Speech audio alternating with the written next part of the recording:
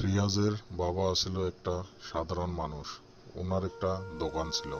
সেই দোকান করে ওনার ফ্যামিলিটা ভালোই চলছিল। হঠাৎ একদিন রিয়াজের বাবার গা অসুস্থ হয়ে পড়ে। তারপর রিয়াজকে ওনার বাবা ডাকে বলল, বাবা রিয়াজ, আমার তো শরীরটা খারাপ, আজকে দোকানটা তুমি দেখতে যাও। রিয়াজ বলল, ঠিক আছে বাবা। রিয়াজের বাসা আর দোকান মাঝখানে 5 কিলোমিটার রাস্তা। তাই রিয়াজে সিদ্ধান্ত নিলেন যে তার বাইকটা নিয়ে উনি দোকানে যাবে।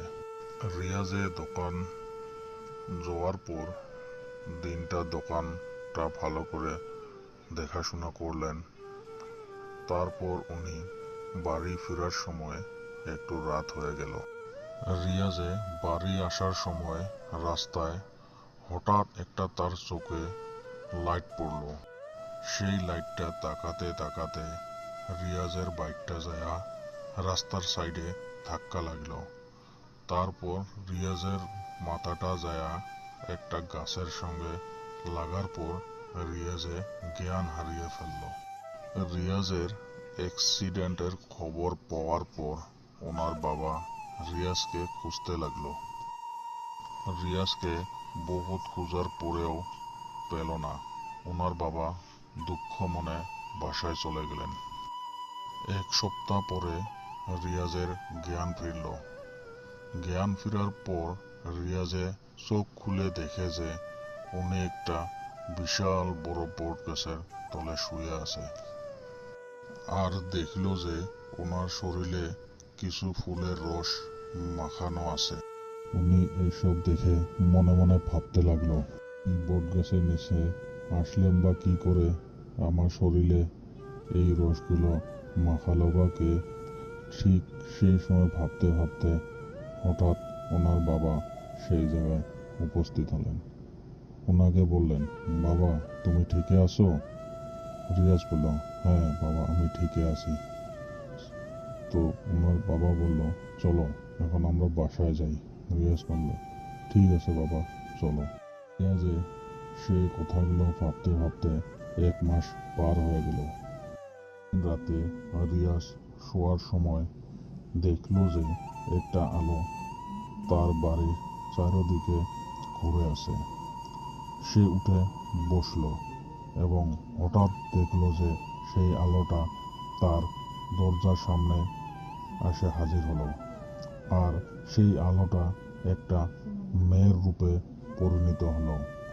রিয়াজ সেটা দেখে চমকে উঠল এবং বলল, তুমি কে বা কি জন্য এসেছো, কি লাগে তোমার?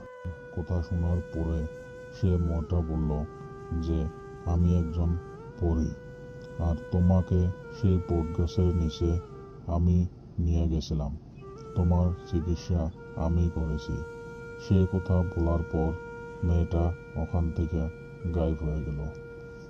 পরীটাকে খুঁজতে খুঁজতে রিয়াজের 1 মাস পার হয়ে গেল এবং একদিন রিয়াজ সিদ্ধান্ত নিলেন যে উনি সেই বট গাছের তলে আবার যাবে। ঠিক সেই ভাবা মতোই রিয়াজ একদিন সেই বট গাছের তলে গেল এবং সেই বট গাছের তলে যা বলল, আমাকে যে ভালো করেছ এবং আমাকে যে আমার বাসায় দেখা দিয়েছিলেন এবং পরি বলে পরিচয় দিয়েছেন, উনি কি এই জায়গায় আছেন? যদি আসেন প্লিজ আমাকে একটু দেখা দাও। সে কথা বলতে না বলতে সে পরীটা রিয়াজের সামনে হাজির হয়ে গেলেন এবং বলল, আমাকে কি ডাকছেন? বলেন কি বলবেন? রিয়াজে সেই পরীটা দেখার পর দৌড়ে যেয়া সেই পরীটাকে জড়িয়ে ধরলেন এবং বললেন, আমি তোমাকে খুব ভালোবাসি এবং বহুত মিস করছি, আমি আর তোমাকে যেতে দিব না। সেই সময় সেই পরীটা ওনার কথা শুনে পরীটাও বলল, হ্যাঁ আমিও তোমাকে মিস করেছি এবং আমিও তোমাকে ভালোবাসি, কিন্তু আমি সবসময় তোমার পাশেই ছিলাম, তখন রিয়াজ বলল, কেন, আমি তো দেখা পাইনি। পরিটা বলল, আমি তোমার পাশেই ছিলাম, কিন্তু দেখা দেইনি। যে স্বপ্নেও ভাবে নাই যে সেই পরিটার শরীরটা এত নরম। যে পরিটাকে বলল, তুমি কি আমার সঙ্গে বিয়ে বসবে? তখন পরিটা একটু লজ্জা পেল আর মুচকি হাসি মারল আর বলল, ঠিক আছে, আমি তোমার সঙ্গে বিয়ে বসবো। রিয়াজে বলল, বিয়ে বসবে যদি, চলো এখন আমার বাসায় যাই। সে কথা বলে রিয়াজ পাওটা আগে দিল, আরো 1 গজ 2 গজ হাত বাড়ল। তখন সে পরিটা বলল, আরে কই যাও, এইদিকে আসো, আমার সঙ্গে চলো। রিয়াজে সে সময় পরিটার দিকে এসে বলল, আমরা তো এখন হেঁটে হেঁটে যাব, কারণ আমি তো আজকে বাইক আনি নাই। তখন পরিটা হাসে বলল, তুমি এখানে দাঁড়াও আর চোখ দুটো বন্ধ করো আর আমার হাতে হাত দেও, তারপর দেখবা তুমি কই যাও। ঠিক সেই মতে রিয়াজে সেই পরিটার হাতে হাত রেখে চোখ বন্ধ করার সাথে সাথে উনি ওনার পাশায় চলে গেলেন এবং সেই পরিটা বলল, এখন চোখটা খুলে দেখো তুমি কই আছো। রিয়াজের চোখ খুলে দেখে ওনার বাসায়, ওনার রুমে হাজির হয়ে গেছে।